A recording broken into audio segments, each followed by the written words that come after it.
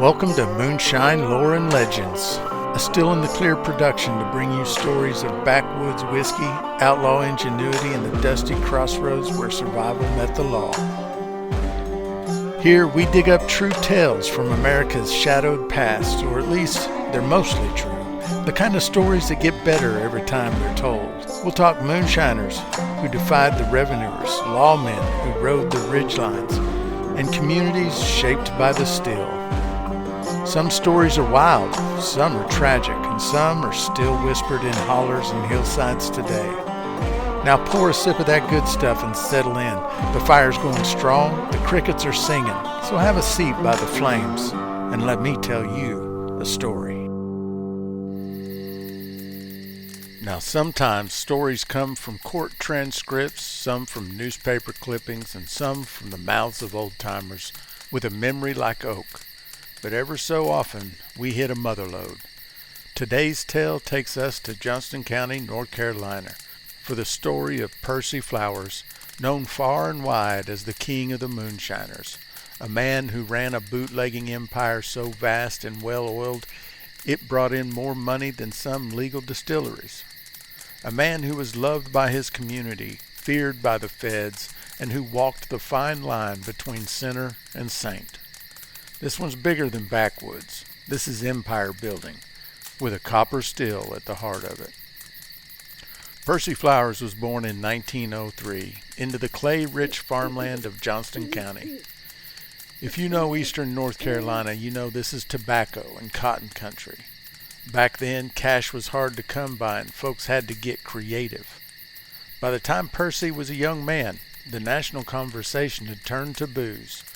Prohibition came down hard in 1920, and while it dried up saloons in cities, it just made the stills run hotter in the country. Percy saw the opportunity and never looked back. What set him apart wasn't just guts, it was scale.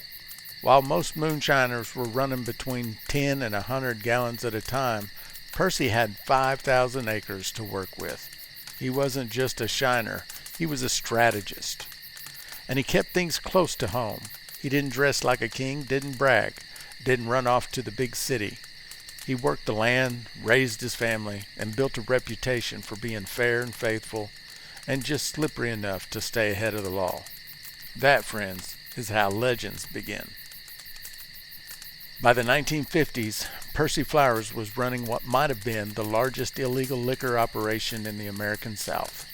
He employed dozens of local workers, many of them neighbors or relatives, to help with hauling, manning stills, bottling, and running distribution. His liquor ran through the Carolinas and beyond. Estimates say he moved millions of gallons over his lifetime. And here's the kicker. Percy was pulling in an estimated $1 million a year in untaxed revenue. A jaw-dropping sum for the time. Adjusted for inflation, that's over $12 million a year today. All from good old corn liquor. He built warehouses. He paid off informants. He ran routes with precision in a world before cell phones and GPS. Percy Flowers ran an operation that would make modern-day logistics firms envious. But he wasn't flashy. He gave to the local White Oak Baptist Church, paid hospital bills, donated to schools. His workers were loyal, not just out of fear, but out of love, because Percy wasn't just a boss, he was a provider. The feds called him a kingpin. His people called him Mr. Flowers. Now hold that thought. I've got some logistics of my own to handle. While I handle that, maybe I could talk you into sharing this episode. Share it with friends. Hell, share it in your social media groups with other folks you think might like it. The more people we can get listening to these episodes, the longer we can keep this fire going. And I sure do appreciate it. Now you might be asking, how did Percy get away with it for so long? Short answer is, he didn't. Between federal, state, and county authorities, Percy was indicted nearly 30 times. 10 of those were federal charges. He had more courtroom appearances than a lot of attorneys. But here's the twist. He almost never did time. Why? Well, it turns out that when the richest man in the county also pays for the new roof on your church, donates to your child's school, and maybe slipped a little something extra to local politicians, folks tend to hesitate when it comes time to testify. His influence was like smoke in the hills, everywhere, but hard to catch. Even the Saturday Evening Post ran a story on him in 1958. One quote from that article: "If you can find anybody in Johnston County willing to testify against Mr. Flowers, you let me know." And that about sums it up. Still, the pressure mounted.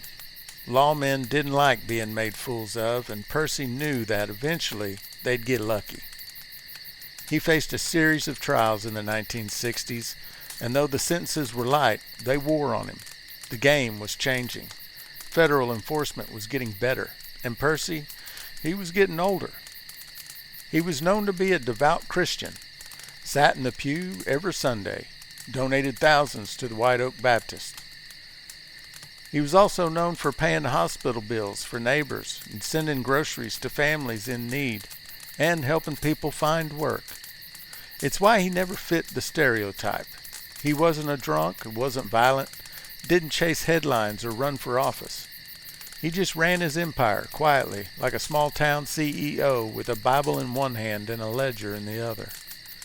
To his family, he was just Percy, and to the government, he was a smuggler. To the community, he was a man who kept the lights on. It's hard to convict a man when the entire jury pool owes him a favor. Percy Flowers passed away in 1982, but the legend didn't fade.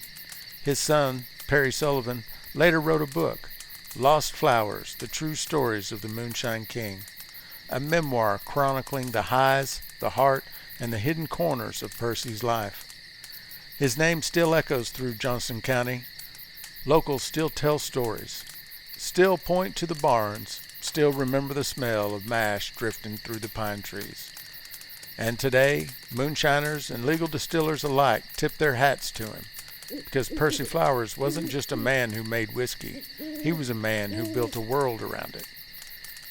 Next week, we're heading into Tennessee for one of the most chilling stories we've told yet. Well, that's it for this episode of Moonshine Lore and Legend. If you enjoyed the story, go ahead and follow the show, or leave a review, or tell a friend who appreciates a little backwoods history with their bourbon. We've got plenty more tales simmering on the fire, from outlaw runs and revenue raids to the kind of back porch whispers you won't find in the history books. So until next time, keep your mash warm and your barrels hidden, and keep that shine flowing. I'm Cyrus. Thanks for sitting by the fire with me.